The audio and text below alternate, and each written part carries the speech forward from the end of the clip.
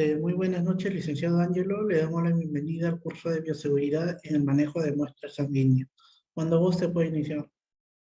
Listo, gracias.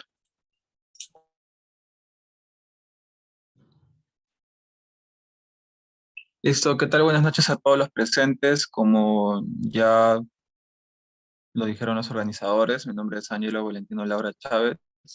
Soy tecnólogo médico en el área de laboratorio clínico. Y hoy día vamos a ver uno de los temas que es sumamente importante conocer si somos personal de laboratorio, lo que es bioseguridad en el manejo de muestras sanguíneas. Primero, a mí siempre me gusta comenzar contextualizando nuestra labor, o sea, qué es lo que hacemos y para qué lo hacemos. Imaginemos que un paciente, un usuario, una persona tiene alguna dolencia, alguna enfermedad. Por ejemplo, tiene polidipsia, polifagia, poliuria, y sus familiares le aconsejan de que vaya al médico, pues porque no es normal, tiene sobrepeso, ya está más o menos a los 40 años, etc. Entonces el médico ya con toda su sintomatología, él ya está pensando obviamente se está orientando de manera clínica, tal vez diabetes, pero muy probablemente le vaya a mandar a este paciente a que se haga un examen, corroborarlo con un examen de laboratorio. Entonces la persona se va al laboratorio y en el laboratorio le da un resultado de 150 miligramos por decilitro en ayuno, una glucosa basal. Para que pase todo esto, vamos a ver, acá podemos identificar que hay elementos de entrada, necesidades, requisitos que cumplir y elementos de salida. Por ejemplo, un dato, una variable clínica que para el médico le va a ser de gran ayuda para poder corroborar su orientación diagnóstica. Y al centro vamos a ver que hay un proceso que se da. Todo esto es el proceso laboratorial a simple vista. Recordemos que en el laboratorio hay varios procesos, hay principalmente tres tipos de procesos: procesos estratégicos, operativos y de apoyo. Netamente el proceso operativo, vamos a ver tres tiempos. Una parte donde se da netamente en el análisis, otra parte después del análisis y otra previa al análisis. Ahora lo que nosotros tenemos que tener en cuenta es saber en qué es lo que estamos haciendo. En qué etapa de los procesos nosotros vamos a ver lo que es la parte de bioseguridad y la parte de, bueno, el manejo de muestras sanguíneas. ¿Significa que la bioseguridad no es aplicable en otra parte del proceso? Pues no. Eh, en resumen, ¿qué es un laboratorio clínico? Ya les mencioné laboratorio, pero ¿qué es un laboratorio clínico? Un laboratorio clínico, según la norma ISO 15189, es un laboratorio dedicado al análisis biológico, microbiológico, inmunológico, bioquímico, etcétera. ¿Para qué? Para proporcionar información para el diagnóstico, prevención, tratamiento de enfermedades o la evaluación de la salud de los seres humanos. ¿Qué es lo que queremos buscar? ¿Qué es lo que queremos medir? Pues podemos medir moléculas, podemos hallar o encontrar o estudiar estructuras subcelulares, células, podemos también estudiar fluidos corporales como el SR, líquido pleural, orina, entre otros, o también podemos hacer preparados anatómicos, preparados histológicos, derivados de tejidos, órganos, etc. En resumen, un laboratorio clínico nos va a dar información de variables clínicas, información valiosa para el paciente, valiosa para la salud de la persona. ¿Para qué? Para la prevención, diagnóstico, pronóstico y tratamiento de alguna enfermedad. Y dependiendo lo que nosotros queremos analizar, vamos a poder clasificarlo en diferentes áreas. Por ejemplo, hematología, bioquímica, hemostasia, inmunología, ya sea un hemograma, perfil hepático, lipídico, tiroideo, o tiempos de coagulación, o moléculas de degradación como el dímero D, o aplicando diferentes técnicas para poder hallar anticuerpos, antígenos, etc. Y así sucesivamente en diferentes áreas. Ahora, nosotros vamos a hablar de lo que es bioseguridad en el manejo de muestras sanguíneas. Recordemos que el proceso del laboratorio en sí es como una cadena, donde vamos a encontrar diferentes eslabones, diferentes agentes, diferentes personas que están involucradas en esta cadena. ya sea personal técnico, ya sea personal licenciado, como tecnólogos, puede haber biólogos, también hay médicos. Entonces, si alguna de nuestras cadenas, una de esta parte de la cadena, está débil o flaquea o hay algo que mejorar, pues puede haber ciertas repercusiones, unas más graves que otras, obviamente, en el proceso. Entonces, los procesos que tenemos son de tres tipos: procesos estratégicos, procesos operativos y procesos de apoyo. Y acá ya vamos a entrar y vamos a mencionar la primera diapositiva donde se menciona la palabra bioseguridad. Eh, como les comenté al inicio, nosotros tenemos elementos de entrada y elementos de salida. Elementos de entrada, por ejemplo, un cliente, un usuario, un paciente, un médico, quiere que con ciertos requerimientos, por ejemplo, quiere saber su concentración de glucosa en sangre. Le da todos estos procesos, todos estos pasos para que al final nosotros dar un resultado confiable, un resultado oportuno. Y con ello se obtiene la satisfacción del cliente, del paciente, del usuario, etc. ¿Qué es lo que pasa acá? ¿Qué es lo que pasa al centro? Desglosamos la primera diapositiva y vamos a ver que hay varias partes.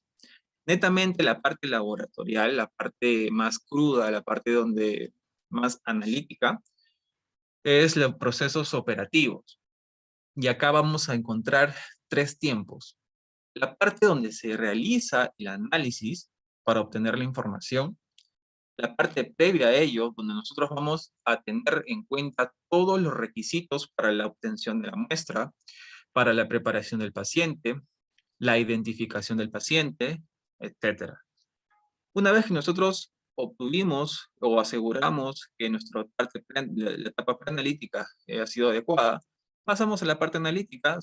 Acá podemos hablar ya de calibraciones, control de calidad, procedimiento en el cual nuestro procedimiento mismo de la medición, que cómo manejamos nuestro equipo, etc. Obtenemos nuestra información, nuestro valor numérico, o no, si es cualitativo, si es reactivo, no reactivo, etc. Y nosotros, ¿cómo manejamos la información? ¿Cómo es que se valida de manera clínica, ya sea por el médico, o cómo validamos de manera metrológica, ya sea por el agente que hace la medición? Pues acá ya está la etapa postanalítica, cómo nosotros manejamos nuestra información, cómo lo integramos, cómo le damos prioridad a ciertos resultados, ya sean con resultados críticos. Esa es la parte netamente de laboratorio, la parte operativa.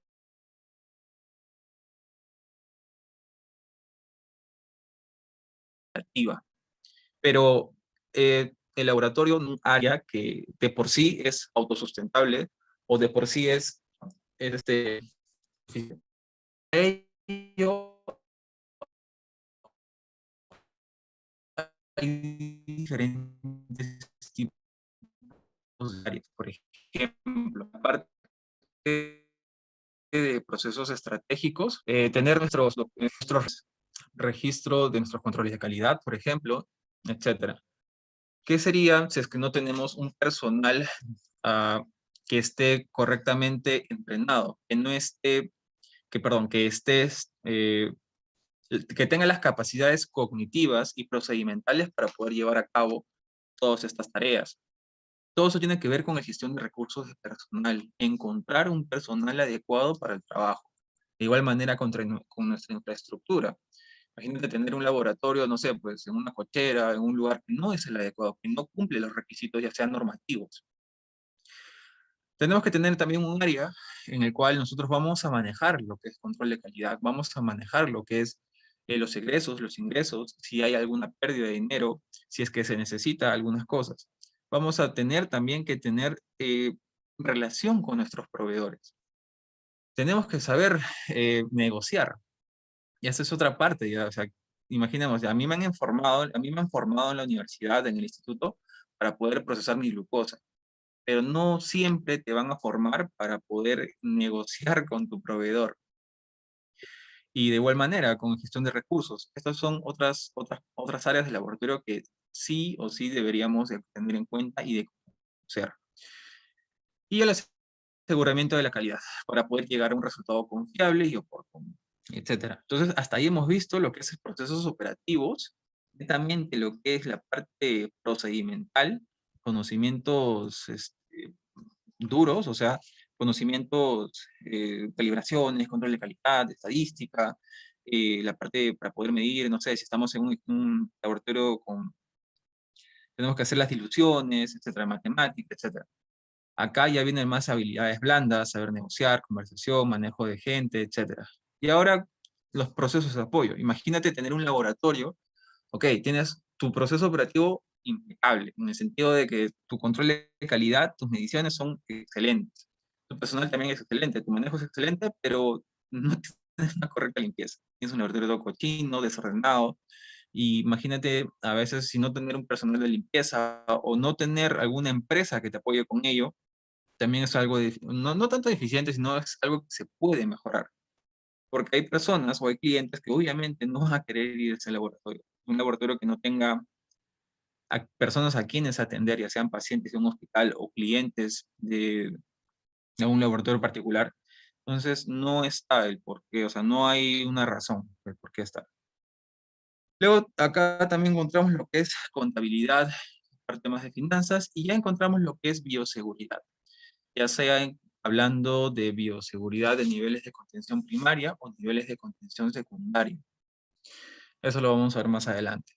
Entonces, la pregunta es, si yo estoy hablando de bioseguridad, ¿dónde o en qué parte del proceso operativo del laboratorio, en qué fase, ya sea preanalítica, analítica o posanalítica, yo voy a aplicar lo que es bioseguridad? ¿Alguien tiene una respuesta? Si gusta, puedes escribirlo en el chat o activar su micro. Bueno, para avanzar.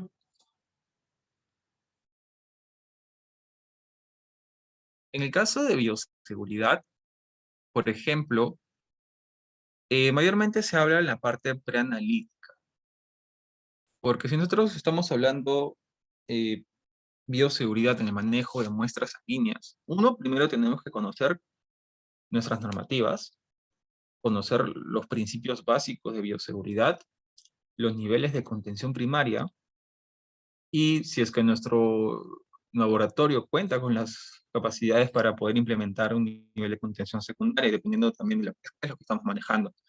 Segundo, también debemos conocer lo que es nuestro procedimiento de toma de muestra, los riesgos que estamos expuestos y cuál es las medidas de inmunización también que podemos nosotros tener. Entonces, la bioseguridad se habla en preanalítica, sí, pero eso no significa que no se tenga en cuenta en la parte analítica ni en la parte posanalítica. No es que la bioseguridad sea solamente preanalítica, es en todo proceso donde se pueda manejar algún agente o alguna fuente de posible infección, un posible agente patógeno. Entonces, en el proceso operativo ya encontramos tres fases: fase preanalítica, analítica y posanalítica. En la fase preanalítica, como ya les comenté, vamos a hablar, se habla sobre la preparación del paciente, la recogida de la muestra, qué equipo necesito, qué formularios voy a tener. Yo tengo que conocer los principios básicos de bioseguridad y los requisitos de manipulación de la muestra, requisitos de almacenamiento, qué dificultades voy a dificultades voy a tener en la toma de muestra. En la fase analítica ya vemos la parte más cruda: manejo de reactivos, suministros, control de calidad, cálculos, etc. La fase post-analítica es ya la integración y el manejo de los resultados, ya sea validación clínica, por ejemplo. Otros autores han clasificado también estas etapas de laboratorio en 5 etapas, ya sea la fase preanalítica, en la parte extralaboratorial, intralaboratorio. Por ejemplo, en la etapa preanalítica extralaboratorio, no siempre las indicaciones que se le da al paciente se le da al mismo personal del laboratorio. A veces se los da el médico, ya sea indicaciones correctas o indicaciones que no cumplen ciertos requisitos. Entonces, hay una parte que no controlamos nosotros, o no está del todo controlado por nosotros. La parte del laboratorio, la parte preanalítica extralaboratorial. Luego está la intralaboratorio, que es netamente la parte preanalítica. Otros autores dicen que es la preanalítica extralaboratorial, y la otra es la preanalítica. Luego sigue la fase analítica, luego la fase posanalítica y luego la posanalítica. Y sucesivamente. Ahí está. Podemos ver la diapositiva. Como les mencioné, vamos siguiendo qué es lo que hace la preanalítica y qué es lo que hace la posanalítica. En la parte de preanalítica, información del paciente, selección de la prueba, preparación del paciente, generar la solicitud de la prueba. Esta es la parte de preanalítica. La parte de preanalítica ya es la parte netamente que el laboratorio puede controlar y que debería estar a cargo netamente del laboratorio. Entonces tenemos el ingreso de la solicitud, identificación del paciente, recolección de la muestra, transporte de la muestra, proceso, preparación, distribución. La parte analítica, recepción, inspección de las muestras, o sea, si es que aceptamos o rechazamos esa muestra para el procesamiento, calibración de nuestros métodos, preparamos el analizador, analizamos nuestras muestras, la parte operativa, la parte procedimental en cuanto a la medición, y la parte postanalítica, que ya es el manejo de información. Ahora, ¿cuál es la importancia de saber en qué fase estamos? Pues la importancia es que la mayor cantidad de errores, la mayor cantidad de no conformidades o de accidentes laborales se da en la etapa preanalítica. Por ejemplo, en este cuadro por Westcar, que nos da Westcar, vemos que en la etapa preanalítica aproximadamente tenemos el 60% de error, en comparación con la analítica que encontramos el 25%, y en la parte post-analítica encontramos el 15%. Y ahora ustedes se preguntan, o yo me pregunto, ¿por qué? ¿Por qué la preanalítica es donde mayor incidencia de error hay? Si alguien tuviera la respuesta, me lo dice o lo escribe. Bueno, obviamente la parte de preanalítica es porque hay mayor incidencia humana, mayor incidencia de las personas, del personal humano. Entonces, obviamente, como ser humano, estamos sujetos a error, sujetos a fallar.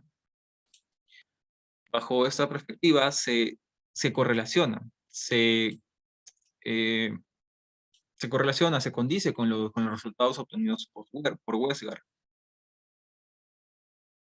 Errores como cuáles, por ejemplo, no conformidades en cuanto a una toma de muestra. No conformidades como cuáles.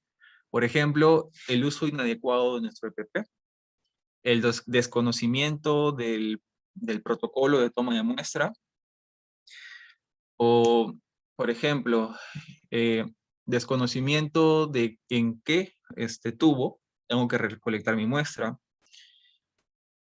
cosas como ello. O también accidentes laborales, por ejemplo. Imagínate una toma de muestra y al final se termina hincando con la muestra del paciente. El paciente ahí tú no sabes si es que es algún portador de alguna enfermedad no transmisible. En teoría, preanalítica es preparación del paciente, recogida de la muestra, equipos necesarios que nosotros vamos a utilizar, formularios y la bioseguridad que nosotros tenemos que saber, que manejar. Principios básicos. Requisitos de manipulación, almacenamiento, transporte, dificultades, etc. Voy a la otra diapositiva porque en sí tengo 3 archivos, cada una son diferentes clases donde tengo la información para este tipo de charlas. Por eso voy a estar cambiando de diapositiva, de archivo de vez en cuando. Entonces, acá hay un estudio en el cual nosotros vamos a poder ver la importancia. ¿La bioseguridad es importante? Sí, pero el manejo de las muestras sanguíneas. ¿Qué significa manejo de muestras sanguíneas? Primero, conocer nuestra toma de muestra, conocer cómo hacer una toma de muestra. Segundo, es también el transporte y almacenamiento. Pero para motivos de esta charla, de este momento, yo voy a hablar de lo que es bioseguridad y también de lo que es una toma de muestra sanguínea. Pues toma de muestra sanguínea, no sé, porque puede ser arterial, sí, también puede ser arterial, pero eso es motivo de otra charla. Entonces, ¿qué nos dice ese artículo? No veo el... ¿no? ¿Cuáles son los errores preanalíticos en un hospital tercer nivel en el Perú? ¿Qué errores hay? ¿Qué errores han identificado? La mayoría de errores en cuanto a una toma o las consecuencias es una muestra hemolizada, una muestra coagulada, un volumen inadecuado, que no esté rotulado o está mal rotulado o simplemente no tenga ningún rótulo o esté en algún recipiente inadecuado. A ver, recipiente inadecuado. Un ejemplo. En un hospital X de Lima, en la parte del laboratorio de uroanálisis, siempre se dejan, bueno, se usan los frasquitos de plástico estériles de boca ancha, ¿no?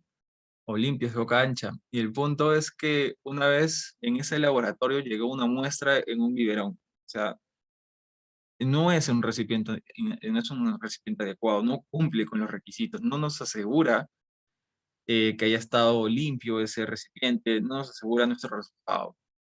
Entonces, eso es parte de la preanalítica. Por eso se hacen estudios para ver cuál es la incidencia, cuál es en sí, hablando de valores numéricos, la cantidad de errores que se puede cometer en la parte de alguna toma de muestra, la parte preanalítica.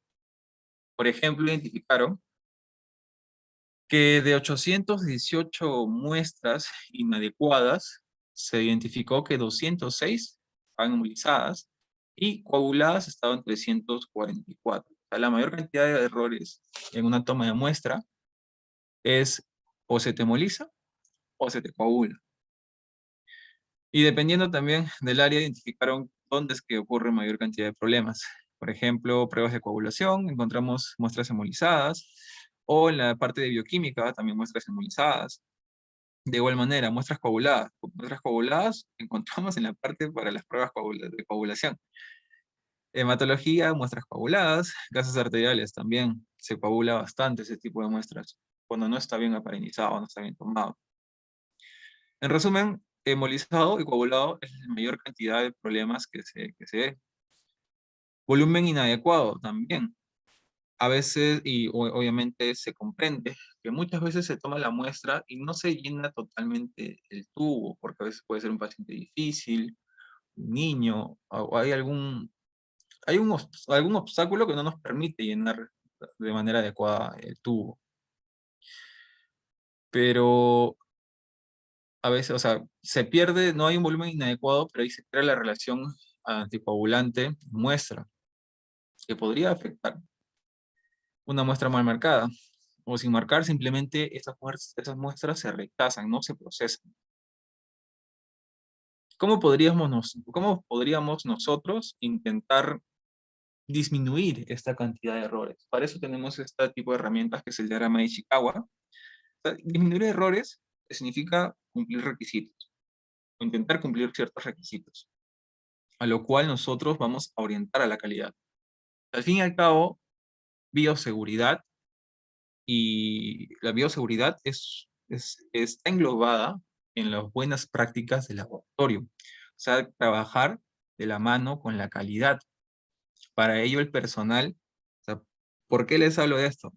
Porque bioseguridad, o sea, estamos hablando desde el concepto más grande, yendo poco a poco a poco, desde cómo la bioseguridad es parte de este eslabón, para ver cuál es la importancia. Si yo no cumplo con esto, puede ser estas consecuencias para el paciente, consecuencias para mí y consecuencias para mis compañeros de trabajo, para el proceso mismo del laboratorio. Entonces podemos ver varias partes, varias áreas donde podemos mejorar nuestros métodos, mejorar el personal que está trabajando, mejorar nuestro ambiente, nuestros insumos que estamos usando o nuestros equipos. Por ejemplo, diferentes tipos de problemas puede haber que nos esté disminuyendo o que esté aumentando la frecuencia de errores. Por ejemplo, presión en el trabajo, no hay guías, no hay POEs, o sea, manuales, procesos operativos estándar. O sea, cada persona hace su procedimiento según él piensa o según lo ha leído o según ha visto o según le han enseñado. Y si hay POEs, pues el personal no sabe que hay POEs, que no hay esos manuales en el laboratorio. Por normatividad, el laboratorio debería tener sus POEs, donde está especificado el procedimiento en el cual se va a seguir. Al no haber un manual, al haber presión de trabajo, imagínate, hay un montón de pacientes que tú tienes que tomar muestra y tienes que tomarlo antes de las 10 de la mañana, tú tienes esa presión y no necesariamente vas a cumplir con ciertos requisitos. Vas a hacerlo rápido y para hacerlo rápido puedes cometer errores. Se puede cometer errores. Hay personal que no está capacitado de manera adecuada, que no utiliza la técnica adecuada. Hay alta rotación del personal. Todo esto son fuentes en las cuales nosotros podemos, son fuentes que al final puede haber varios errores.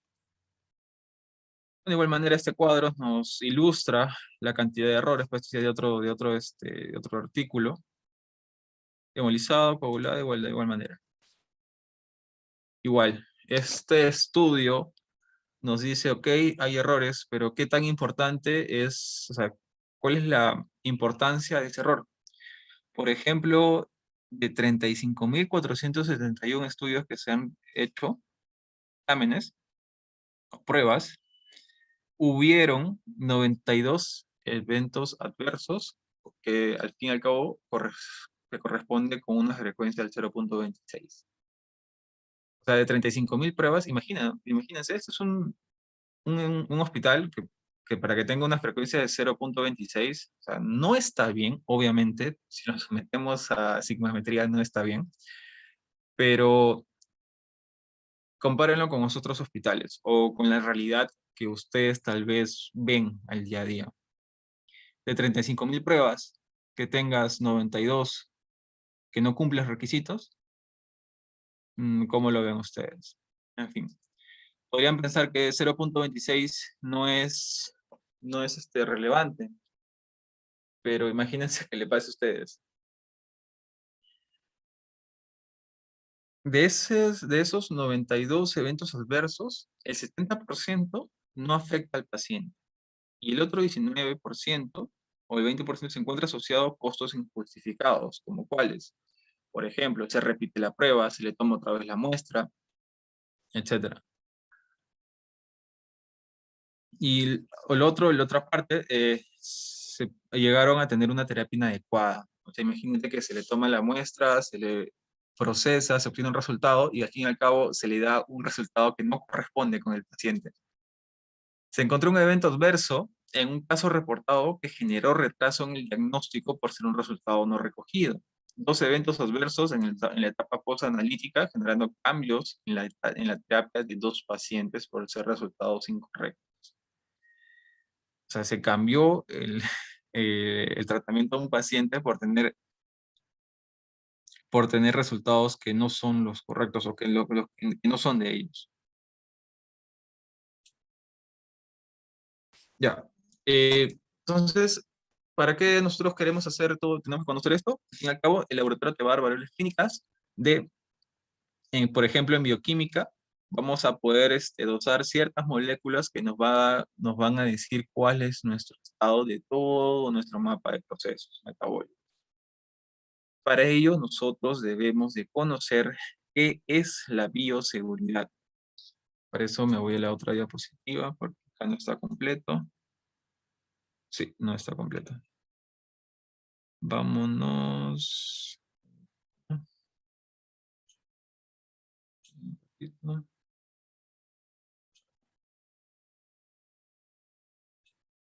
Esto lo tengo en Canva.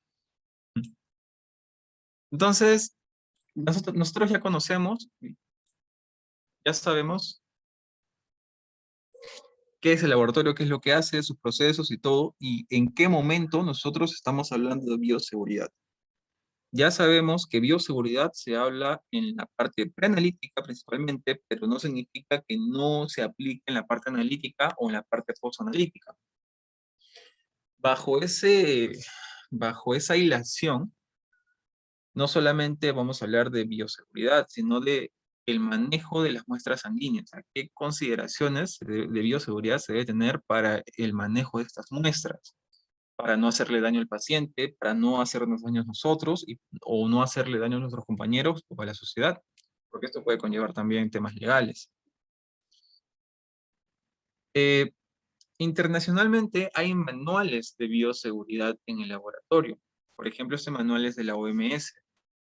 El Perú también no es ajeno a generar sus propios manuales. Y ahí, a ver, recordemos que el laboratorio tiene que cumplir ciertos requisitos, ¿ya? Ciertos requisitos, por ejemplo, como cumplimiento de tener una gestión del control de calidad, que nos podemos ver en lo que es ISO 9001. Pero ahora netamente de laboratorio es ISO 15189. Nos dice qué requisitos debe de cumplir el laboratorio clínico para que se trabaje con calidad. Nos dice qué es lo que debemos de hacer, pero no nos dice el cómo.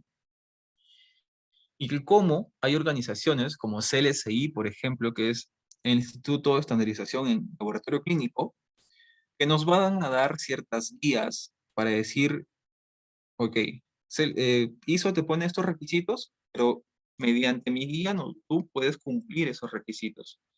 Y para ello hay un montón de guías. Por ejemplo, esta guía es donde vamos a encontrar los procedimientos para la colección de sangre venosa por venopunción. Vamos a verlo más adelante. Entonces definamos qué es bioseguridad y acá ya entramos ya netamente con el tema. Toda la primera charla ha sido contextualizando la importancia de la bioseguridad. La bioseguridad, obviamente bioseguridad, se dice es seguridad de la vida, bio es vida. Pero en sí se define, técnicamente hablando, como es un conjunto de medidas para proteger la seguridad del personal y de su entorno. Es un conjunto de medidas que nosotros debemos tener para proteger nuestra salud, del personal, ya sea nosotros, del paciente y de nuestro entorno. Esa es la definición del MINSA, bueno, que están en sus normas técnicas. ¿De qué lo vamos a proteger? ¿Qué es lo que nos puede generar daño? Pues para eso están los agentes, ya sean agentes físicos, agentes químicos, agentes mecánicos o agentes biológicos. Agentes físicos, ¿como cuáles? Ah, no sé, por ejemplo, evitar caídas, evitar que te caiga algún estante o algo, evitar golpes. Químicos, evitar quemaduras químicas o que te caiga ácido clorhídrico, algún ácido, alguna base corrosiva, etc.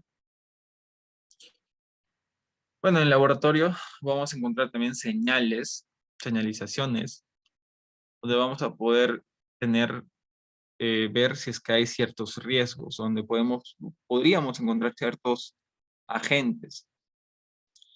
Riesgos químicos, por ejemplo, riesgos físicos como radiación, riesgos ergonómicos, posición, riesgos biológicos, riesgos psicosociales, etcétera, riesgos mecánicos.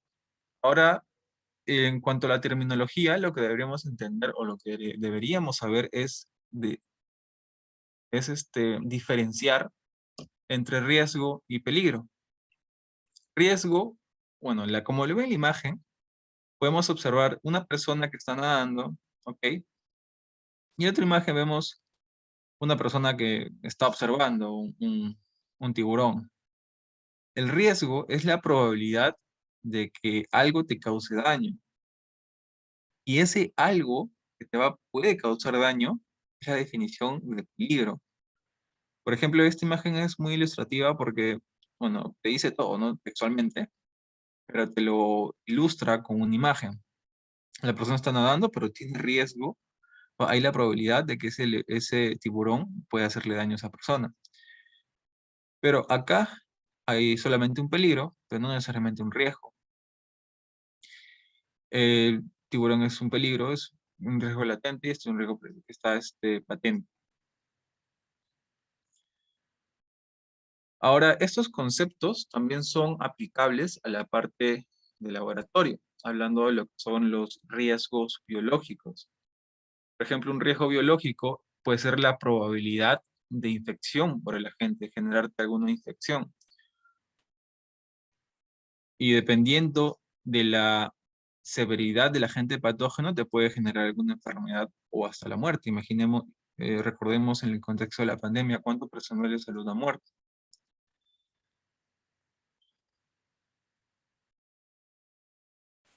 Ahora, en este estudio, en esta tesis, se determinó cuál es el daño genotóxico en trabajadores expuestos a formaldehído de 3 laboratorios de anatomía patológica de Lima Metropolitana. Lo que quiero acá es que ustedes identifiquen cuál es el riesgo y cuál es el peligro. Entonces, bueno, este estudio lo que hicieron es ver la calidad del aire y dosaron la concentración de formaldehído en aire y lo expresaron en miligramos por metro cúbico.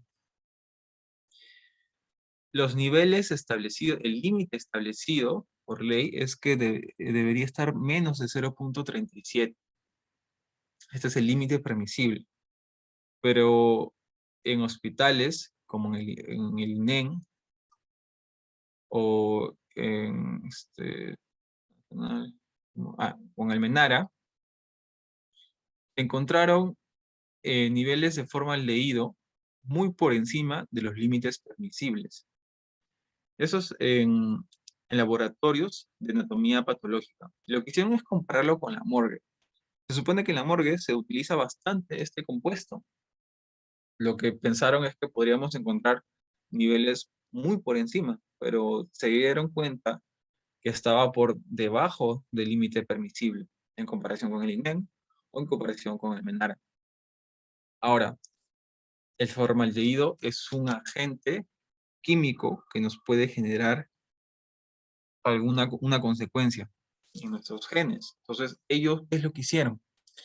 Ya está bien, tenemos la concentración elevada en estos laboratorios. Quiero ver el efecto, las consecuencias en las personas que llevan trabajando ya 20 años, por ejemplo.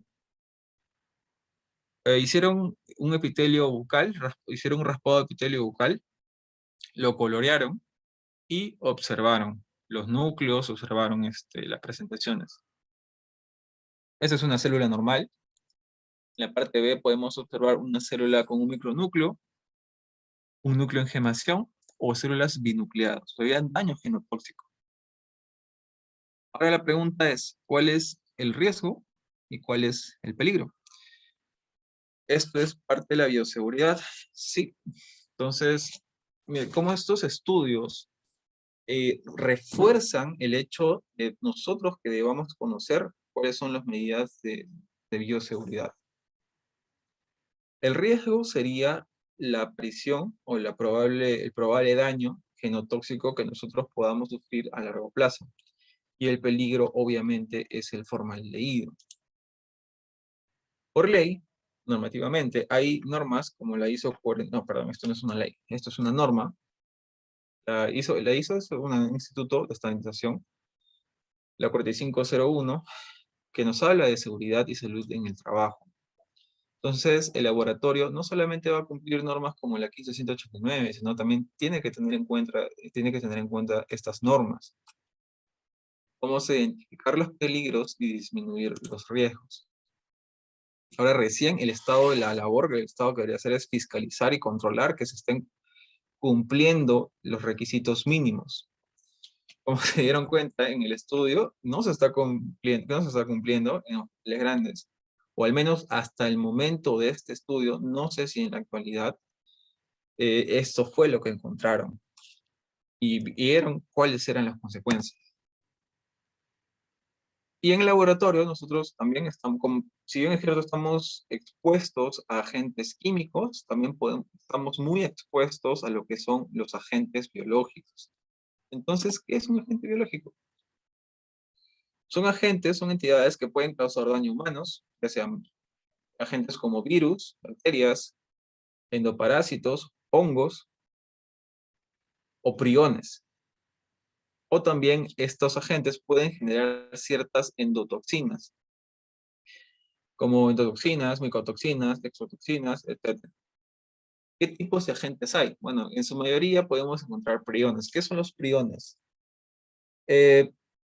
Recordemos que para para que algo sea llamado, que tenga, para decir algo esté con vida, primero debe cumplir con ciertos requisitos como que tenga metabolismo, que se reproduzca y que sea autosuficiente, su metabolismo sea autosuficiente, o sea, que él mismo realice su metabolismo. Luego están los seres no vivos, como es el virus. O sea, el virus es una asociación supramolecular, ya sea de proteínas, ácidos nucleicos, pero que por sí solo no tiene autosustentación. Necesita de toda la batería bioquímica de una célula para poder perpetuarse. Ahora, hay estructuras mucho más simples, como son los priones. Los priones no son asociaciones supramoleculares, son solamente proteínas que tienen una alteración en su plegamiento. Entonces, hay una alteración en su plegamiento y esto va a alterar el funcionamiento de nuestras células y eso puede generar ciertas enfermedades. Por ejemplo, el síndrome de Kuru, y el síndrome de las vacas locas. Pero sí, son enfermedades generadas por priones, por proteínas, son proteínas patógenas. ¿Es un agente biológico? Sí. ¿Es peligro? Sí. ¿Cuál es el riesgo? Bueno, que me genere alguna enfermedad infecciosa. Tenemos los virus, que ya son organismos mucho más complejos, en comparación con los priones, que están compuestos de proteínas, compuestos de ácidos nucleicos, ya sea ADN o RN, pueden tener lípidos, una membrana, nos puede generar enfermedades como la rabia, hepatitis, gripe, VIH, etcétera. Tenemos agentes mucho más complejos, como las bacterias.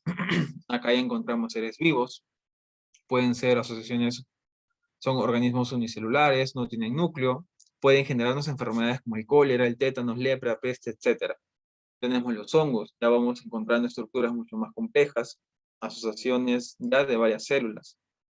Pueden ser unicelulares o pueden ser pluricelulares, unicelulares como la levadura, o pluri como los mohos. Listo. Entonces, ya sabemos que podemos encontrar diferentes tipos de agentes patógenos como los priones, los virus, las bacterias, los hongos, parásitos o también ciertas toxinas. Pero, ¿cómo nosotros podemos manejarlo?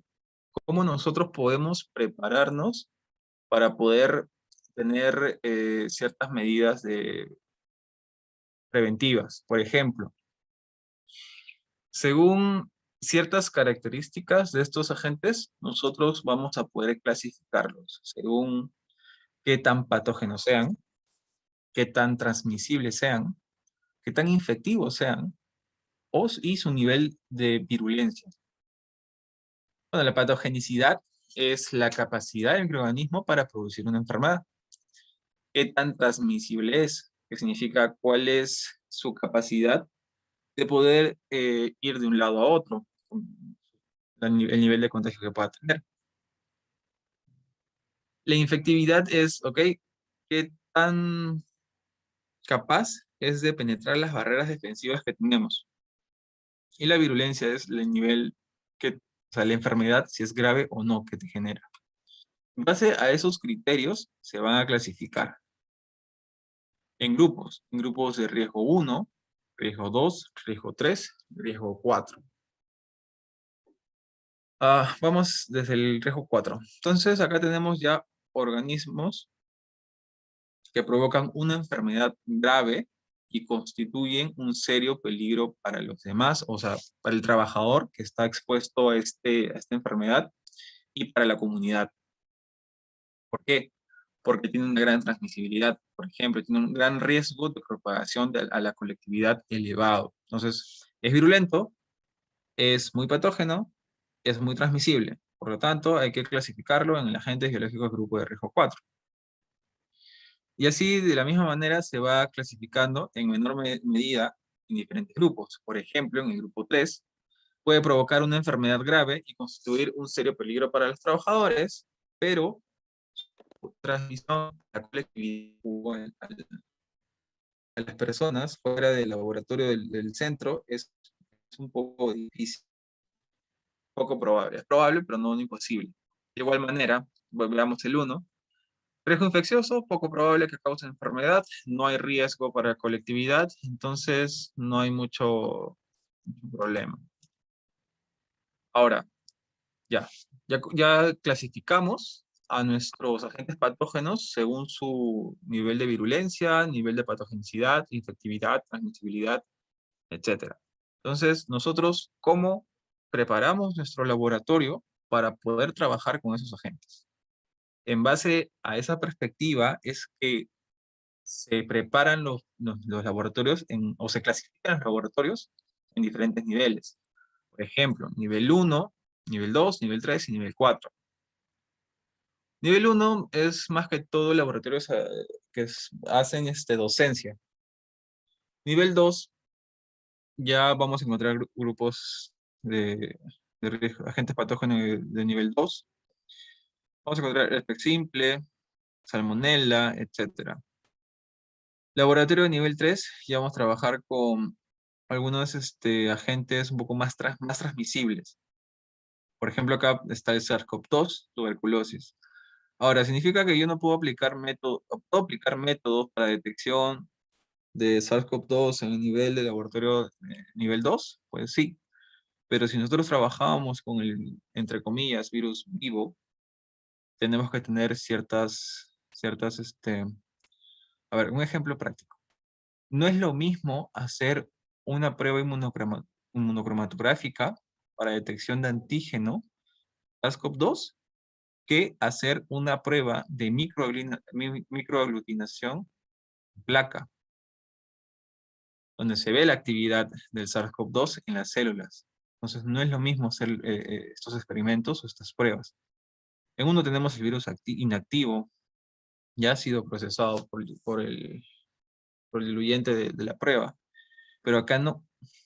En el SARS-CoV-2, donde hacemos microinhibición en placa, no tenemos no es parte del procedimiento, es un procedimiento mucho más, entre comillas, peligroso y más complejo.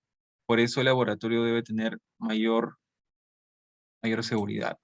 Bueno, nivel 4, ya estamos hablando de virus como enfermedades como el ébola, etc. Acá está lo que les menciono. Eh, Esta es la neutralización en placa. ¿Qué quiere decir esto? Es una prueba donde se usa el virus, el SARS-CoV-2, donde nosotros vamos a ver si es que si es que si es que el virus entra o no a la célula. Se enfrenta con el suero. Si el suero tiene anticuerpos, se va a ligar con los antígenos del virus. Si se liga con los antígenos del virus, ya no va a ser posible de que entre a la célula y genere un daño a la misma célula. Por lo tanto, hay una neutralización de la unión entre el receptor del AC2 y, bueno, la proteína spike. Una prueba de neutralización. Que no es lo mismo hacer una prueba que reemplace esa neutralización, porque nosotros no estamos trabajando con el mismo virus. Por ejemplo, hay pruebas que nosotros trabajamos reemplazando esa neutralización. O sea, no hay neutralización, pero tampoco que usamos el virus. No usamos el virus completo, o sea, usamos una parte. Por ejemplo, simplemente usamos la parte que se une al receptor RBD, perdón, el receptor AC2, la parte que se une a a ver, la proteína Spike, hay una parte que es el RBD. El RBD se une al AC2. Entonces, si nosotros sintetizamos el RBD y lo usamos a ciertos anticuerpos, vamos a poder inhibir, si nosotros tenemos esos anticuerpos de neutralización. No estamos usando el virus vivo, por lo tanto nosotros no vamos a cumplir con, no es necesario tener un laboratorio mucho más complejo que no solamente sea un laboratorio de nivel 2. Por eso se tiene que tener bien en cuenta qué es lo que qué es lo que se está procesando y cuál es el fundamento de nuestra prueba. Listo. Entonces, acá tenemos qué grupos de riesgos se trata en cada nivel de laboratorio, qué tipo de laboratorio es, para qué se usa, cuáles son las prácticas que se usan y los equipos de seguridad que vamos a encontrar. Por ejemplo, vamos desde el más complejo. Grupo de riesgo 4, por ejemplo, ébola, contención máxima, usamos investigación o diagnóstico de elementos patógenos, de unidades patógenas. Tenemos una cámara de entrada con cierre hermético. Tenemos salida con ducha, eliminación de la ropa que se haya usado.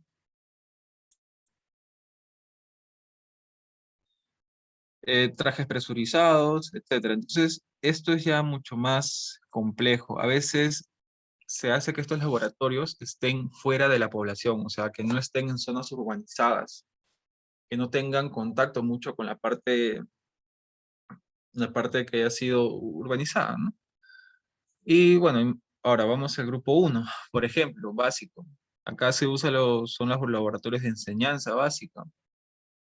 El equipo básico de trabajo, bueno, y el EPP, ¿no? Un guardapolvo, porque es un laboratorio. De la misma manera, los demás niveles de laboratorio. Hemos definido hasta el momento qué es bioseguridad. Hemos visto cuáles son los riesgos, qué es un riesgo, qué es un peligro, cómo es que estos términos se aplican al laboratorio, viendo con un estudio que se ha realizado aquí en Lima. Hemos visto que estos agentes patógenos se clasifican estos agentes biológicos se clasifican según sus características, ya sea patogenicidad, virulencia, transmisibilidad o infectividad. Ahora, ¿cuáles son los principios o cuáles son los principios que se deben de cumplir en un laboratorio para poder prevenir algún contagio, por ejemplo? Hay tres principios: principio de universalidad, principio de contención y la eliminación de residuos. ¿Qué quiere decir principio de universalidad? Pues principio de universalidad es decir, tomar toda muestra o todo paciente como si estuviera la enfermedad. O sea, o que tuviera, o como si estuviera enfermo, o como si tuviera el agente infeccioso. O sea, tener las previsiones del caso. Si es que o sea, tener el caso hipotético, esta persona está enferma, pues por lo tanto debo tener las medidas adecuadas para poder evitar contagiarnos, así esté sana o si esté enferma. Principios de contención. Acá se desglosan dos términos: principio de contención primaria y principio de contención secundaria. ¿Qué quiere decir principio de contención primaria? Principio de contención primaria es todo lo necesario o equipo de protección personal, las barreras para protegerme a mí. ¿Y qué es el principio de contención secundaria? No solamente me voy a proteger yo, sino que también voy a proteger mi entorno. ¿Cómo? Mediante la infraestructura, por ejemplo, mediante la implementación de ciertos equipos o, o extracción de aire o renovación de aire del laboratorio. Ya se ve más la parte de la arquitectura, del diseño propio del laboratorio. Ya sabemos que vamos a trabajar con virus del grupo de riesgo 4. Nuestro laboratorio va a ser de nivel 4. Entonces, debemos de tener la infraestructura necesaria y el nivel de contención necesario para poder trabajar con estos agentes. En el contexto que nosotros podemos estar, vamos a hablar de, la mayoría es nivel de contención secundaria, o sea, perdón, niveles de laboratorio de diagnóstico 2 y hasta máximo 3, porque 4, hablar de ébola es muy, muy difícil. Pero tampoco estamos en un laboratorio nivel 1, porque no estamos en un laboratorio de docencia, dependiendo de lo que ustedes se dediquen. Y la eliminación de residuos. Ya cumplo con mi principio de universalidad, cumplo con mi principio de contención, pero yo no tengo una correcta disposición de mis residuos biológicos. Entonces, yo puedo poner en riesgo a la población si es que estamos en una zona urbanizada. He visto que a veces acá en Lima hay laboratorios así que recién están empezando y no cumplen con los requisitos. Por ejemplo, uno de los requisitos para poder abrir un laboratorio es cumplir con esta norma de bioseguridad, que es cómo vas a eliminar tus residuos. tienes una empresa prestadora de servicios que te cumpla, que te dé el servicio de la eliminación de estos residuos biocontaminados o no, es un requisito. Y muchas veces he visto en laboratorios que botan algunas cosas como si fuera un desecho común. ¿Eso es correcto? Obviamente que no, obviamente que no. ¿Por qué lo hacen? Bueno, tal vez por un tema económico, qué sé yo. Pero es una realidad que se da, es una realidad que pasa. Por eso se tiene que tener en cuenta todos estos principios de bioseguridad. Bajo estos principios se elaboran las normas para poder seguir. Entonces, ¿qué es lo que se busca al cumplir estos requisitos? Pues cortar la cadena epidemiológica. Evitar la triada epidemiológica, que no haya un agente susceptible, que el medio ambiente no sea propicio a una infección y bueno, que el huésped no sea que el huésped no sea susceptible y que la gente no encuentre alguna vía de entrada. Para ello nosotros vamos a tener que usar nuestro EPP, usar o tener el correcto lavado de manos.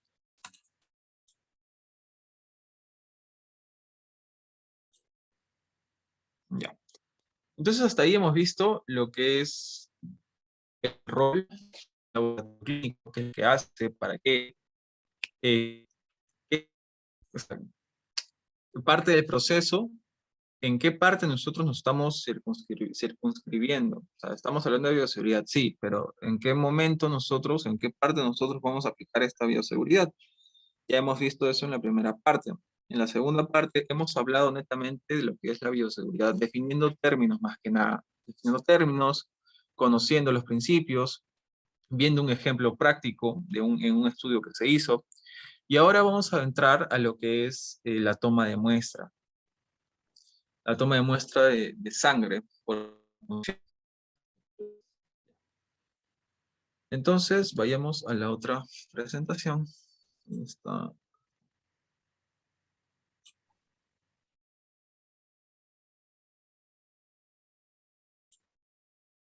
Ya. Voy a poner más grande.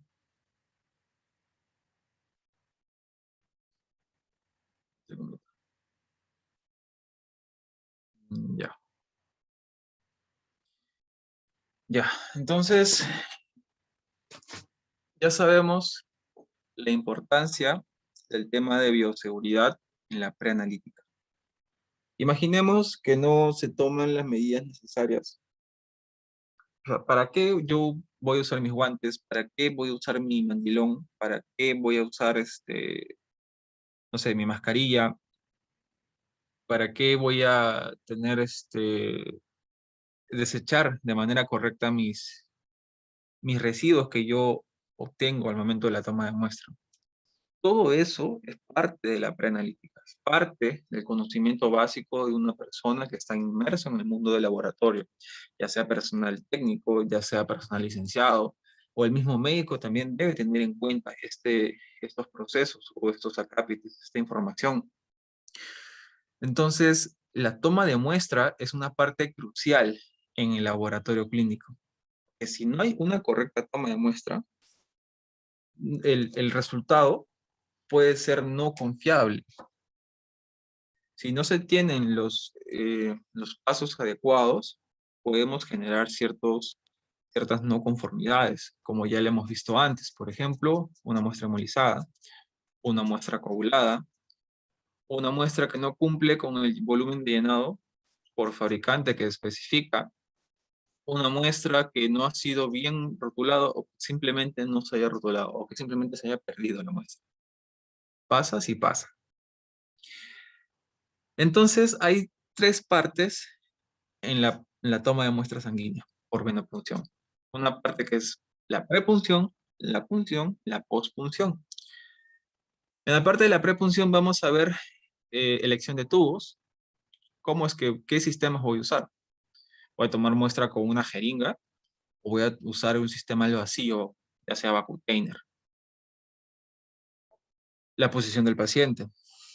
La posición del paciente, o bueno, la elección de la vena.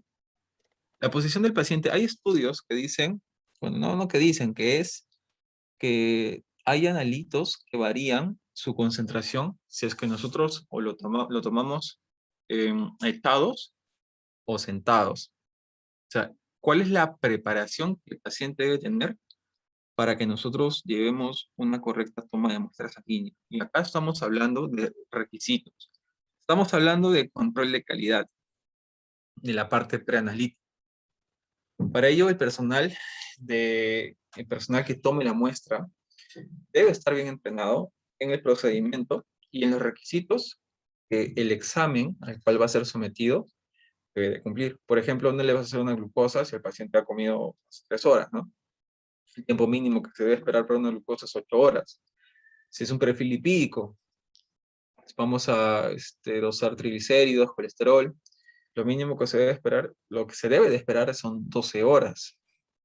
Entonces, ese conocimiento se debe de tener en cuenta en la parte de prepunción. Estás evaluando los requisitos del paciente. Si el paciente ha llevado correctamente su ayuno, y es que ha tomado algún medicamento que puede generar cierta interferencia. Por ejemplo, si el paciente va a ser evaluado para ver su tiempo de coagulación. Señor, ¿usted ha tomado aspirina? Sí, no. Eso es lo que se debe tener en cuenta. No lo has tomado la muestra, pero es parte de la toma de muestra sanguínea, es parte de la preanalítica. Identificar al paciente. Ya elegiste tus tubos, identificaste al paciente, le preguntaste si cumple los requisitos, reportaste en caso no cumple requisitos, bueno, eliges la vena. El paciente cumple con la posición adecuada, está sentado en reposo por lo menos 15 minutos y le tomamos la muestra. Eso es lo que nos dice la norma, ¿no? 15 minutos. Y vamos netamente a la punción. Preparación del sitio de punción. Una vez que nosotros elegimos el sitio de punción, cómo es que vamos a limpiar, con qué tipo de alcohol, cuál es el ángulo que nos recomienda CLSI para poder recolectar o para poder hincar. Le retiro la ligadura, no le retiro la ligadura, qué tipo de ligadura usar, tubular o en banda, el orden de tubos que voy a seguir, cuál es el volumen que voy a colectar, cuántas veces voy a homogenizar el tubo. No es lo mismo homogenizar, o sea, la misma cantidad de inversión para cada tubo puede variar según fabricante. Entonces, acá el personal debería estar entrenado primero por lo menos haberse leído la norma de CLSI, ¿no? Por lo menos. Segundo, conocer con qué tubos está trabajando. Conocer cuál es el orden de llenado. Conocer la cantidad de inversión que se va a someter a ese tubo. Entonces, el personal tiene la capacidad y el conocimiento de ver el función. ¿Cómo es que nosotros vamos a detener el sangrado, el desecho de los residuos que se vayan a generar, que estén biocontaminados, transporte de la muestra, la centrifugación y cómo lo vamos a almacenar si es que es el caso? Entonces, entramos a la parte de toma de muestra. Nosotros ya tenemos nuestros procedimientos, nuestros equipos. Vamos a... Acá hemos elegido un de sangre al vacío por sistema Vacutainer. Vamos a ver cuáles son lo que se utiliza, ¿no? Bueno, algodón, torundas de algodón. Ahora, ¿nos recomiendan usar algodón? A veces CLSI nos dice otra cosa, ya usar torundas. Alcohol etílico al 70%, usar etílico, isopropílico, ¿cuál usar? Usar aguja helada. ¿En qué casos usar aguja helada? Esto es un holder, o el capuchón, como le dicen. Los tubos al vacío.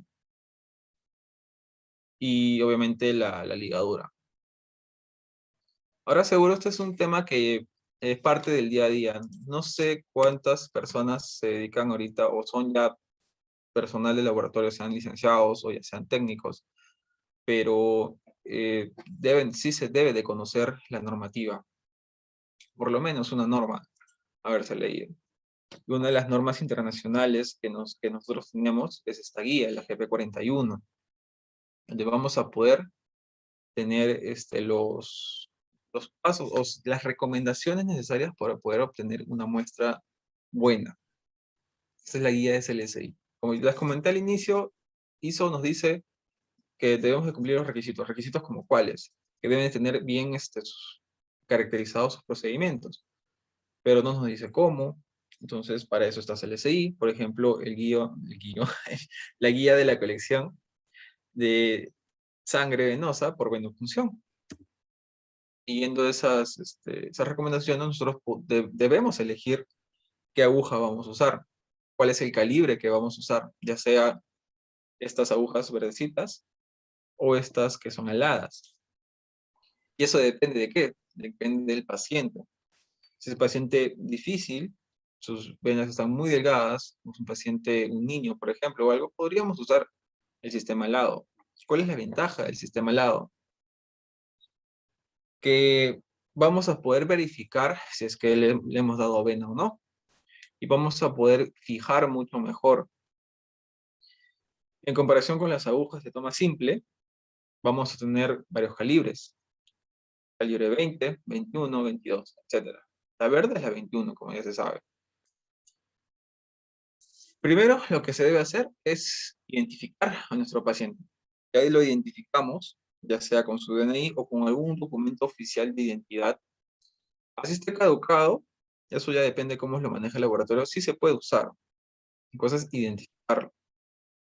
Identificar el estado cognitivo del paciente, porque no es lo mismo tomar un paciente ambulatorio, una muestra sanguínea porque simplemente quiere saber su glucosa, o tomarle una muestra a un paciente de UCI, no es lo mismo, o hospitalizado. Se tiene que saber que el paciente esté consciente, o se ve si es que se necesita apoyo de si estás en UCI, si se necesita apoyo de algún personal médico o enfermera, se solicita. Entonces se identifica al paciente, nombre completo, fecha de nacimiento. Eso es lo que nos dice el ICI. Fecha de nacimiento, sexo, dirección completa. Y al margen de ello, nosotros necesitamos tener ciertas pruebas para su identificación, como su DNI o alguna otra tarjeta oficial para identificación. Luego identificamos nuestra vena. CLSI nos jerarquiza ciertas zonas de punción. Por ejemplo, hay personas que tienen una configuración en H, una configuración de las venas superficiales del antebrazo en M. Entonces, por ejemplo, él dice, priorizar las venas del centro, luego las laterales laterales externas, y las laterales internas. En ese orden deberíamos priorizar la zona de punción.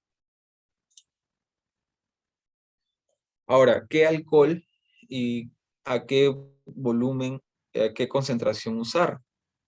Normalmente se usa alcohol etílico, pero ahora, a ver, ¿qué concentración usa? ¿O cuál se debe usar? ¿Alcohol al 70% o al 98%? Para ya ir terminando.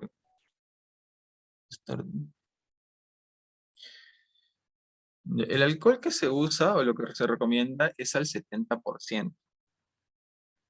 Ahora, al paciente normalmente le dicen, señor, tome asiento, conocen la vena, ligan, y ¿qué es lo que le dicen? Abra y cierra el puño, apriete el puño, o simplemente no le dicen nada. O qué es lo recomendable, o qué es lo qué es lo que nos recomienda CLSI. Lo que CLSI dice es, si no es necesario que apriete el puño, que no lo apriete, no es obligatorio, no es un requisito indispensable. Si tú le ligas y tú ya ves la vena, se toma, normal. Hay pacientes, algunos deportistas tal vez, que se les ve la vena sin siquiera ligar. No es necesario ligar en esas personas. Entonces, en personas que tú ya ligaste, se le ve la vena, bueno, de manera prominente, hizo una buena vena, no es necesario decirle que apriete el puño, no es obligatorio. Lo que sí no se le dice es que abran y cierren la mano, el bombeo. Eso no está contraindicado. ¿Por qué? Porque el bombeo manual, por ejemplo, puede causar elevaciones en las concentraciones de potasio. A ver, cuando nosotros aplicamos el torniquete, estamos aplicando una tensión y una concentración en el brazo. Entonces, si nosotros aplicamos una tensión en el brazo, se va a concentrar. Lo que se quiere es que haya mayor flujo sanguíneo a ese nivel y muy probablemente si nosotros excedemos la cantidad de tiempo de 1 minuto, por ejemplo, podemos probablemente y probablemente se eleve la concentración de potasio. Y esto puede facultar, y esto se puede incrementar si nosotros le decimos al paciente, abre y cierre la mano. Por eso, si no es indispensable decirle al paciente, cierra la mano. Si tú ves la vena cuando ya ligaste, por lo tanto, no hay necesidad de decirle, señor, haga puño, o mucho menos, abre y cierra la mano.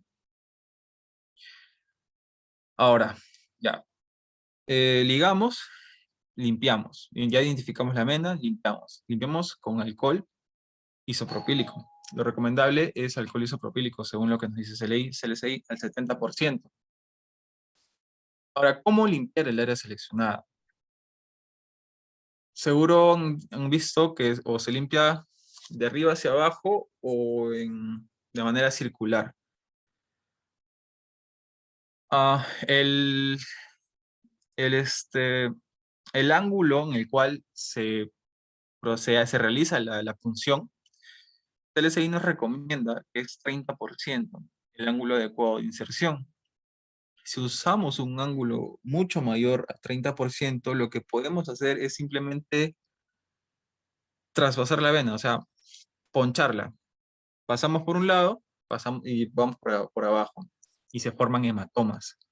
O sea, un ángulo inadecuado nos puede generar hematomas y molestias en el paciente.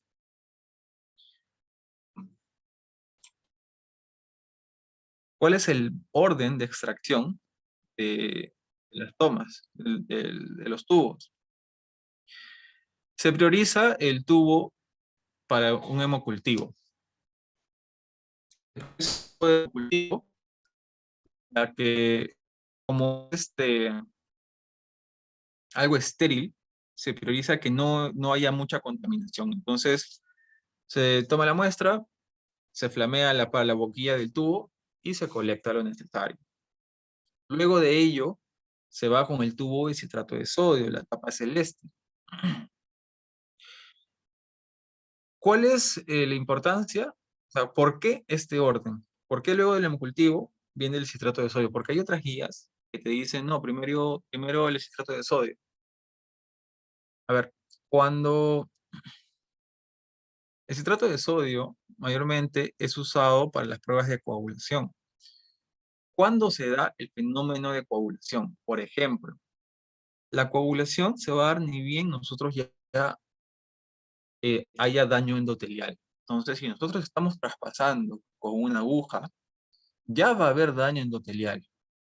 Al haber daño endotelial, ya se va a activar el proceso de la cascada de coagulación.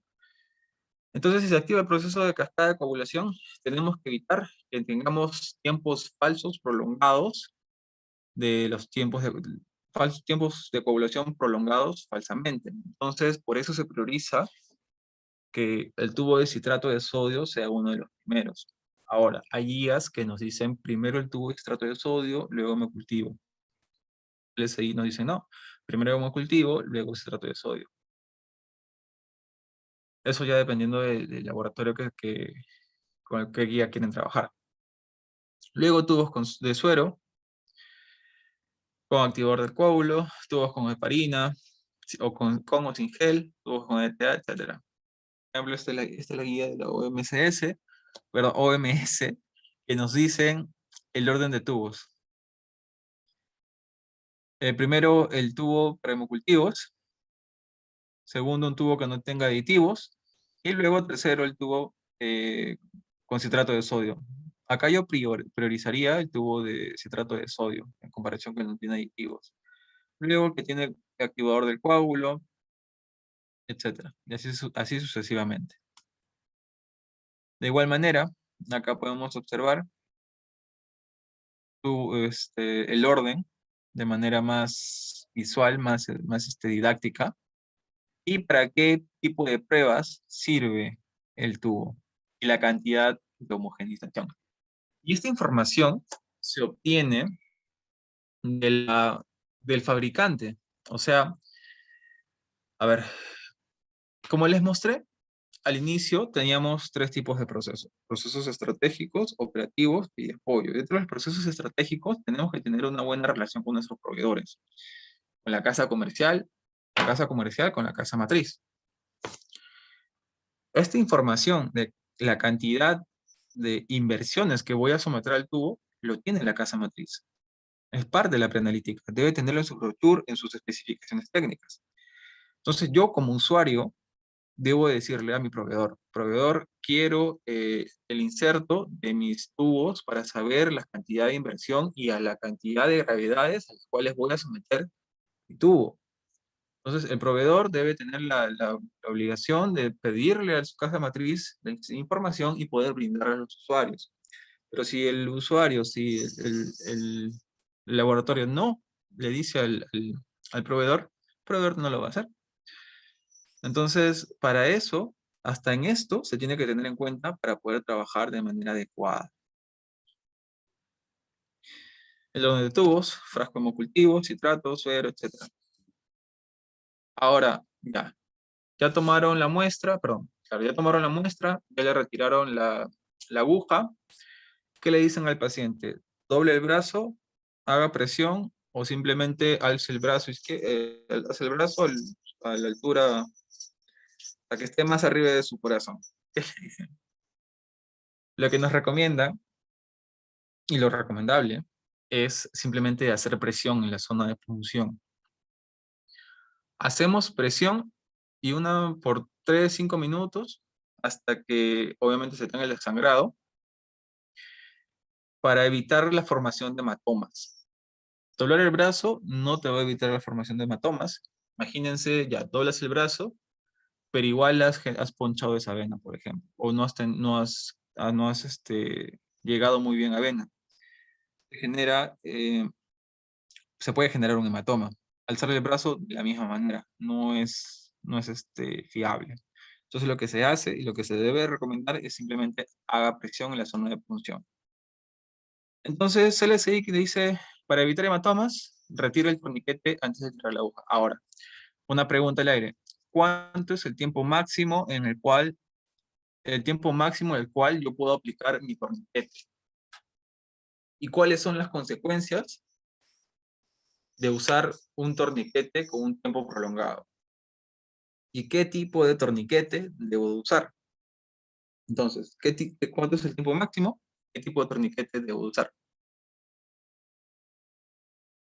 El tipo de torniquete que debo de usar es el que es en banda. Torniquetes en banda. Y lo que recomienda es usar torniquetes descartables.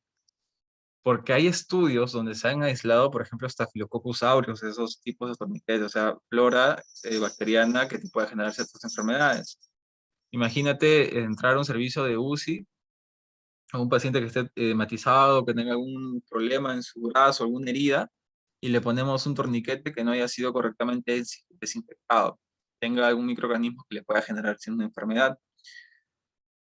Por eso ahora hay la tendencia de usar torniquetes descartables. Y los torniquetes son en banda. No se debe usar en tubo. Mucho menos usar guantes. He visto personal de hospitales de emergencia, del mismo laboratorio, usando guantes para toma de muestra. Obviamente es una costumbre que se ve rara. Y si el torniquete tubular, mismo por su conformación tubular, por el área en el cual se somete la presión es demasiado, esto puede generar hemólisis generar hemólisis puede generar aumentos falsos de potasio. Por eso no se recomienda usar torniquetes tubulares, sino usar torniquetes en banda. Máximo 1 minuto. En 1 minuto ya se debe de retirar el torniquete.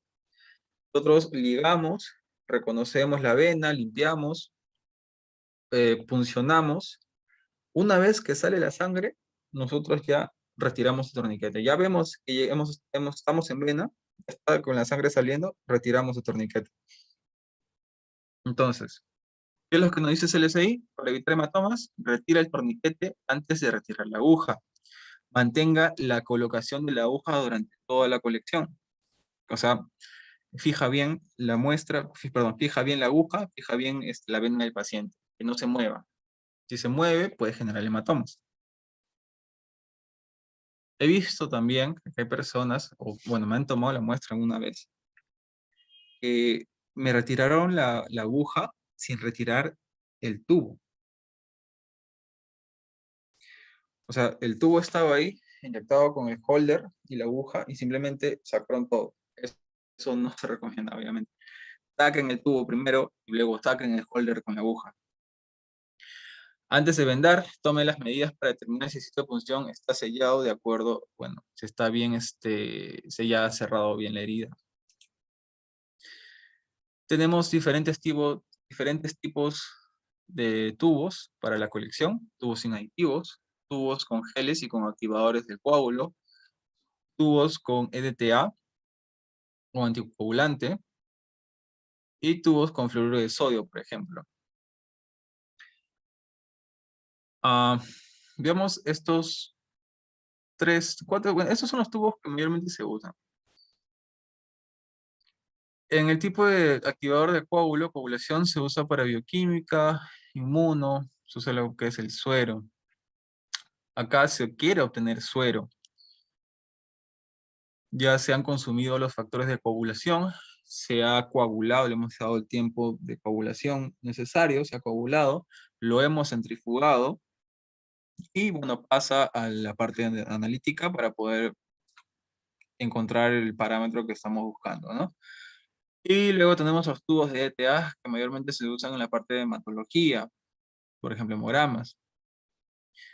Tienen el EDTA es, a ver, parte de la cascada de coagulación, ahí el calcio tiene un rol importante. Va a formar un complejo con otros factores de coagulación y así va a generar la hemostasia. Si no hubiera calcio, no se da el proceso de coagulación. Por lo tanto, ¿cuál es el papel del EDTA? El EDTA es un quelante de calcio. Por eso, o al menos ese es el mecanismo por el cual se da la anticoagulación con los tubos de EDTA. Y el fluoruro de sodio es un inhibidor de la glucosa deshidrogenasa. ¿Qué quiere decir esto? Que nos va a bloquear el metabolismo de la glucosa.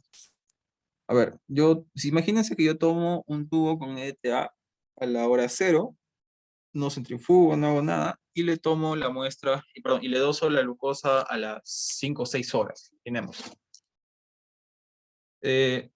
Ahí va a haber una disminución notable de la glucosa. Bueno, una disminución de la glucosa que puede afectar a los resultados obtenidos. Entonces, para eso están los tubos con fluoruro de sodio. Nos inhibe esta enzima inhibe el metabolismo de la glucosa, entonces la glucosa su concentración va a ser estable en el tiempo. Ahora, ¿qué es lo importante saber? El manejo de muestras sanguíneas no solamente va desde la toma de muestra y preparación del paciente, sino también desde la centrifugación y almacenamiento de las mismas. Ahora, ¿se debe de usar la misma velocidad de centrifugación por cada tubo? Pues no. Y esta es información también que el fabricante y el proveedor nos debe de dar. Por eso es necesario que en el laboratorio se sectorice bien o que hayan centrífugas dedicadas a cada área. Una centrífuga para hematología, una centrífuga para bioquímica, una centrífuga para hemostasia. Así que siempre estén a una a ciertas gravedades. ¿Por qué? Y el proceso de estandarización de la centrifugación es un paso importante y se centrifuga y se estandariza en unidades de gravedades. No se estandariza, ya, a 2000 revoluciones por minuto, 2000 RPM por 5 minutos. No se estandariza así. Se estandariza en base a gravedades. ¿Por qué? Por Porque recordemos, las centrífugas no todas son iguales. El radio de centrifugación a la cual se va a dar la fuerza centrífuga va a ser diferente de centrífuga en centrífuga.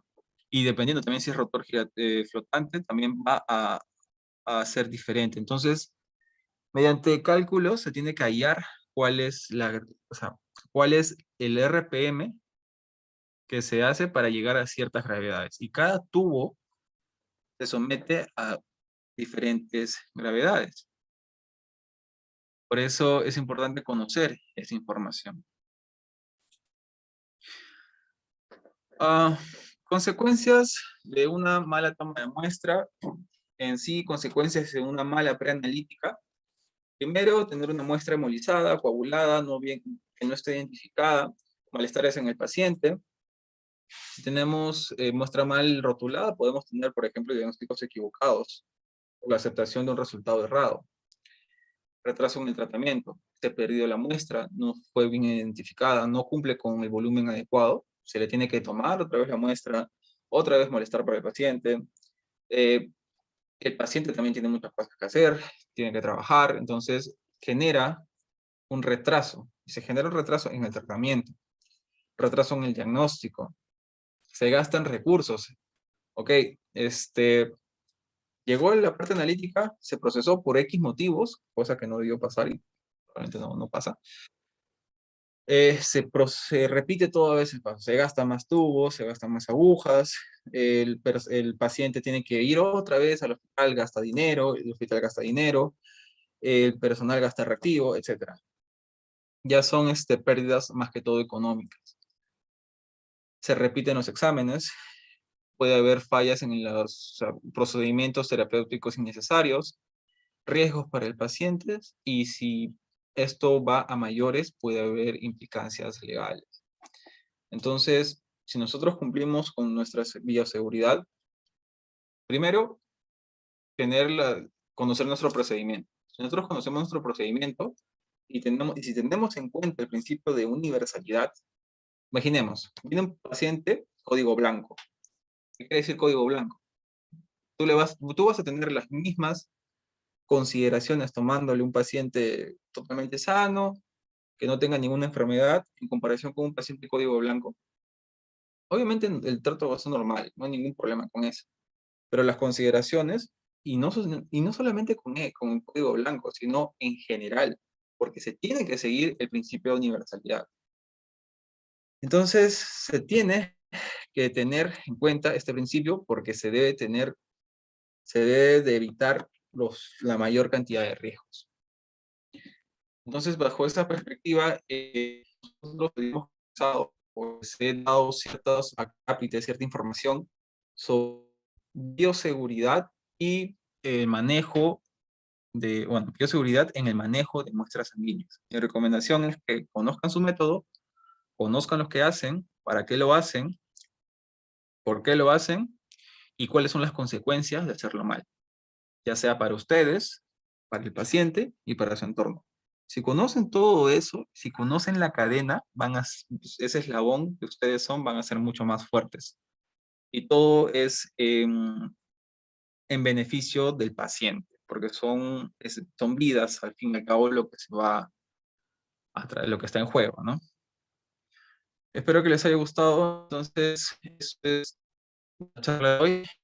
Una pregunta o algo que quieran contar o criticar o simplemente preguntar. Si gustan, pues micro o dejarlo en los comentarios, en el chat.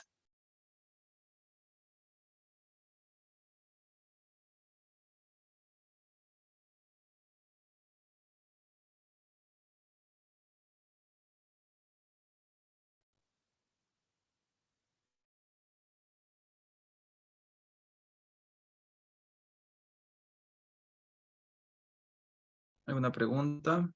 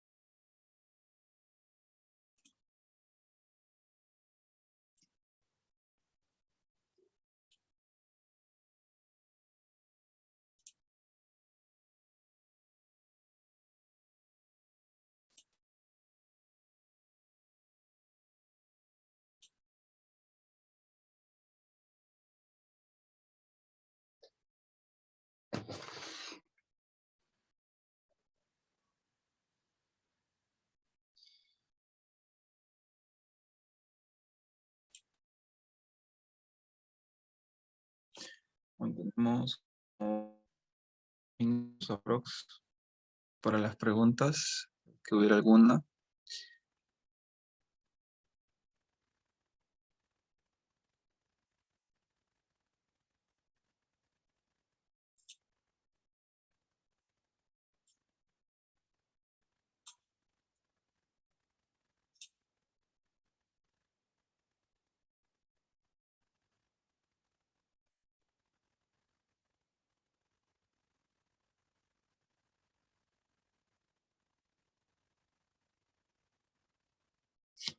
O algo que desean que repita o alguna parte que no quedó claro. Espero que les haya servido la información que les he compartido con ustedes y que lo puedan aplicar a su trabajo o a estudios o lo que fuera.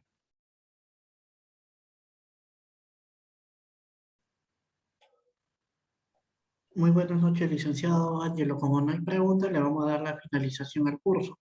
Le vamos a hacer recordar a los participantes que el día de mañana le vamos a brindar el aula virtual donde van a encontrar la clase grabada y descargar la diapositiva. Muchas gracias, licenciado Ángelo, por la ponencia del día de hoy.